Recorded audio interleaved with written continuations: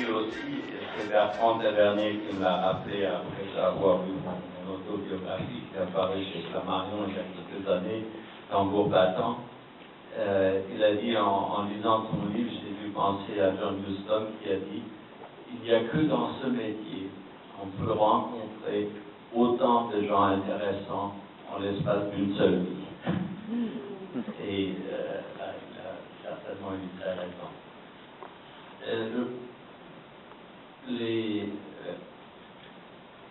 Je continue un petit peu à parler sur les acteurs et que le vrai travail de cinéaste, par exemple ce matin j'ai vu le Canadien Caracac qui passera ce soir, et bien l'acteur, M. Arcand, le frère de Denis Arcand je crois, il ne peut pas jouer dans ce film. Il fait un voyage, un homme à la retraite, il fait un voyage à Okinawa, au Japon. Il y a un certain nombre de choses qui lui arrivent. Mais tout ce qu'on lui demande, c'est finalement d'être présent devant la caméra et de vivre ce qui va lui arriver. Mais c'est un film très très dangereux parce que ça peut être très embarrassant, cette histoire avec une jeune japonaise qui lui arrive. Si on avait l'impression qu'il joue, ce serait déjà fichu. Du moment qu'on a l'impression qu'il est en train de vivre quelque chose et qu'il est prêt à admettre que la caméra le regarde en gros plan pendant que des choses lui arrivent, on se sent récompensé en tant que spectateur, on se sent pris en confiance. Les acteurs qui jouent sont très dangereux. Non seulement qu'il y a certains rôles où on n'a pas le droit de jouer. Par exemple, dans mon film Le 9e jour, là, déjà cité, il est sur un prêtre dans le camp de concentration de Luxembourg. Il est là, il survit à peine, épuisé, affamé, assoiffé. Un acteur qui joue, qu'il souffle, c'est insupportable. Ou bien on lui croit qu'il souffre par les circonstances qui sont là, ou alors toute peine est perdue. Mais de vouloir jouer la souffrance et de vouloir jouer qu'on est assoiffé et affamé, ce serait presque obscène par rapport aux gens qui ont véritablement vécu ce genre d'expérience. Donc, il y a ce genre de rôle où c'est interdit de jouer. Le même acteur, Ulrich Mattes, juste avant, avait joué Goebbels dans La Chute, The Downfall. Et bien là, il pouvait sortir tous les trucs qu'il avait dans son sac, essayer un certain accent régional, beauté, caboté, tout ça. Tout était permis parce que Goebbels lui-même était un cabotin. Donc là, il n'était pas question d'exister le personnage de Goebbels, mais il était question justement de donner une performance.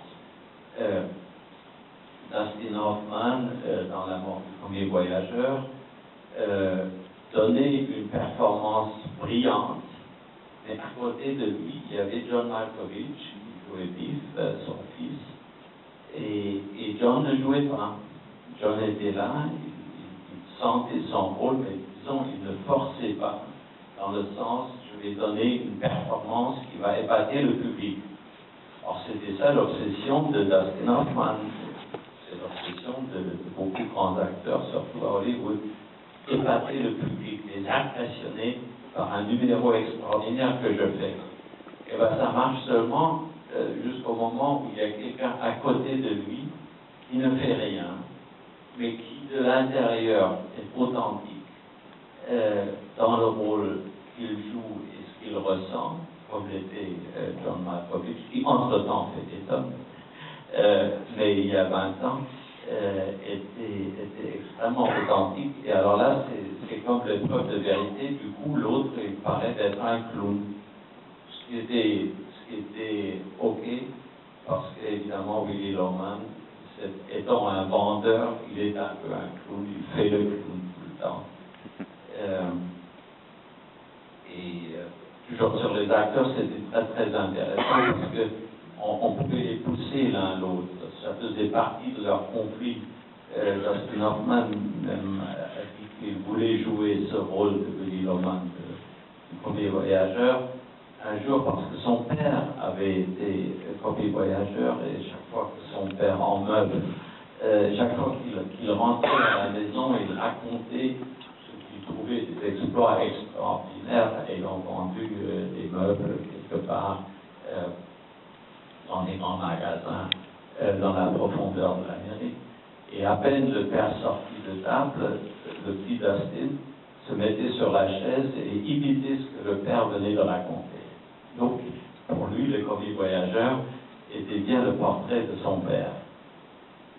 Et un jour, son père vient voir la pièce quand était jouée à Broadway, et Dustin était très nerveux parce qu'il avait copié un certain nombre de titres de son père, toujours 5 stylos dans la pochette, des trucs, des tics de premier voyageur de toutes sortes, façon de parler, de mettre son chapeau.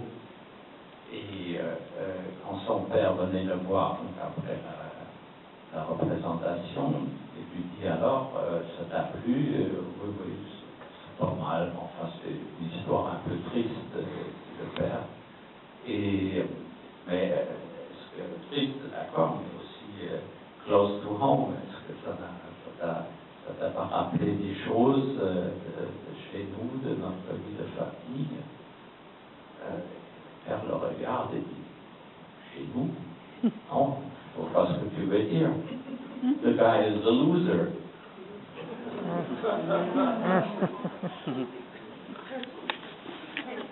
Voilà pourquoi j'aime travailler avec les acteurs. Ils vous donnent tellement de choses. Ils vous donnent de leur propre expérience, on ne peut obtenir des moments, des grands moments devant une caméra, des moments où le public est touché parce qu'il sent, ça c'est vrai, et vous tous vous le savez, il y a ces moments, et surtout il y a beaucoup de moments où on dit je ne crois pas un mot. Et donc, Dustin était de cela, et évidemment j'ai fait beaucoup de films avec ma première femme, Margaret von Trotta, et là c'était carrément notre façon de faire connaissance, quand je pense, sans comparer la qualité, mais la méthode, que le travail entre Liv Ullmann et entre Ingmar Bergman et Liv Ullmann a dû avoir ce rapport magique, et un film sur ça ce soir à voir, que je ne vais certainement pas louper. Voilà, on me signale que nous devons libérer la salle. Je regrette beaucoup que ça a été finalement plus court, mais je tâcherai de faire un autre film très vite, au printemps, et comme ça on pourra reprendre la conversation l'année prochaine.